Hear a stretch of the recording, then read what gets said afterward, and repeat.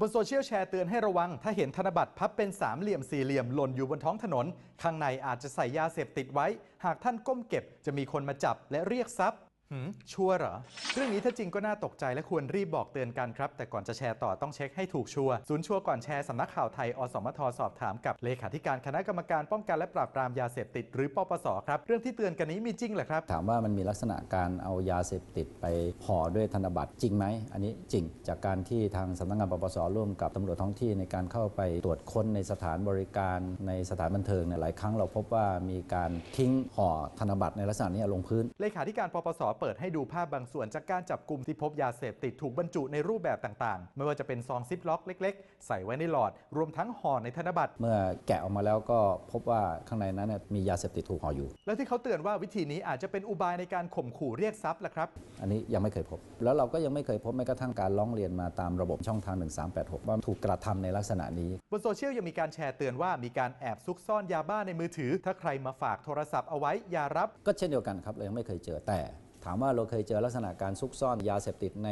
โทรศัพท์มือถือไหมอันนี้เคยพบจากการที่เราตรวจค้นโทรศัพท์เขาเนี่ยมันมีลักษณะผิดปกติเมื่อเราเปิดมาดูก็พบว่ามียาเสพติดข้างในจริงๆแล้วการซุกซ่อนยาเสพติดนั้นมีอีกหลายรูปแบบครับอันนี้เป็นวิธีการหนึ่งในการหลบเลี่ยงหรือหลีกเลี่ยงของผู้ที่ครอบครองแล้วไม่ต้องการที่เจ้าที่ตรวจพบก็อาจจะซ่อนไว้แม้กระทั่งในตลับแป้งในกระเป๋าในตะเข็บเสื้อในปากกาในโทรศัพท์อย่างที่ว่าแล้วก็ถูกตรวจค้นพบอยู่บ่อยๆแต่ส่วนใหญ่เป็นวัตถุประสงค์เพื่อเสพหรือขายโดยตรงก็เป็นการซุกซ่อนของผู้ที่จะครอบครองไปเพื่อจำหน่ายหรือครอบครองไปเพื่อเสพเองแต่ยังไม่เคยพบว่ามีการทิ้งวางไว้แล้วมีบุคคลอื่นเข้าไปพบแล้วก็ถือไปแล้วก็ถูกเรียกเพื่อตรวจอย่างไรก็ตามการพบเจอหรือรับฝากสิ่งของก็ควรต้องระวังนะครับใช่ครับผมคิดว่าโดยปกติเมื่อพบสิ่งของที่อาจจะเป็นสิ่งของมีค่าหรือไม่ใช่ของตนเองไม่ควรจะต้องเข้าไปแตะต้องมันบางทีเจ้าของเขาอาจจะลืมวางไว้ก็ต้องย้อนกลับมาดูกับ2อย่างดีที่สุดถ้าจะกรุณาก็คืออาจจะแจ้งเจ้าหน้าที่หรือตำรวจในพื้นที่หากมีคนมาฝากให้ช่วยถือช่วยดูแลสิ่งของอาจจะเป็นเรื่องที่ต้องใช้ความระมัดระวังเพราะเราไม่ทราบได้ว่า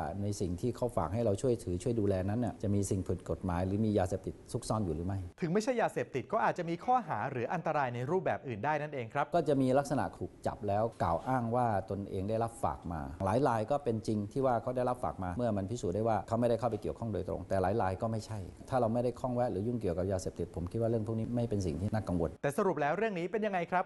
ไม่ควรจะแชร์ต่อเพราะว่ามันสร้างความตระหนกสร้างความหวาดระแวงสิ่งที่สำคัญที่สุดก็คือเมื่อพบสิ่งผิดปกติให้แจ้งหรือให้ข้อมูลกับเจ้าหน้าที่รัฐก่อนเลยหรือโทรมาที่1386ที่จะประสานงานทั้งเจ้าที่ตำรวจท้องที่ซึ่งเข้าไปถึงพื้นที่เร็วเนี่ยเขาก็จะไปดูให้ก่อนการระมัดระวังรอบคอบสามารถทำได้โดยไม่ต้องตื่นตระหนกตกใจนะครับยังมีอีกหลายเรื่องน่าสงสัยบนสังคมออนไลน์หากได้รับอะไรมาอย่าเพิ่งแชร์ต่อร่วมตรวจสอบไปด้วยกันกับชัวร์ก่อนแชร์ระวังข้อมูลที่ยังไม่ชัวร์ตรวจสอบให้แน่ใจก่อนนะคะ